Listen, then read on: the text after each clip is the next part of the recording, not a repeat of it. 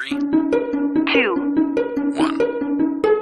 It's fascinating when you study what the early church believed about life after death in general, because in the ancient world there were as many different views of life after death as there are today, if not more so, actually.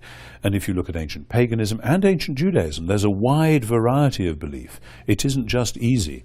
So it makes it all the more extraordinary that all the early Christians, who we have evidence for, right through the first 2 centuries, all believed in the resurrection of the body. And you say, well, how did that happen? And they all say, well, of course, because of what God did to Jesus.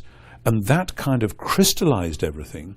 And so because they believed that Jesus had been raised from the dead, this forced them, if they were Jews, to sharpen up their Jewish belief in resurrection. It really has been sharpened up. And if they were pagans who didn't believe in the resurrection, they were forced to say, wow, this is what it all means. Well, what was all that stuff we believed before? And so you see this turmoil in the early church where they know they now have to say resurrection, and they struggle to bring their previous narratives on board with that, which is a very exciting thing.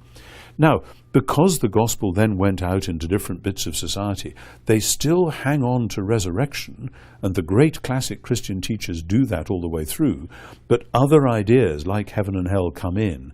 And it's very interesting if you go to churches in, say, Italy and look at wall paintings from 13th, 14th, 15th, 16th century, at a certain point you can see paintings where you've got bodies coming up out of the ground, skeletons acquiring flesh, becoming bodies, and that's resurrection according to Ezekiel 37, which is a wonderful metaphorical way of doing it, but that they're determined to reaffirm that.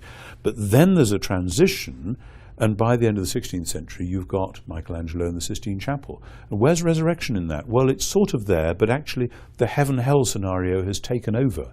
And most Christians today, if they say they believe in resurrection, it's because they say it in the creed, but it doesn't make that much sense to many of them because they can't fit it with this heaven and hell scenario. And so it's only when you see new creation as the goal that then suddenly that early Christian belief really does all make sense.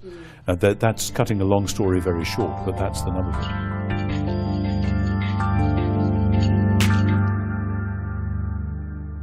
Oh, you've got to go home now. Okay, go ahead.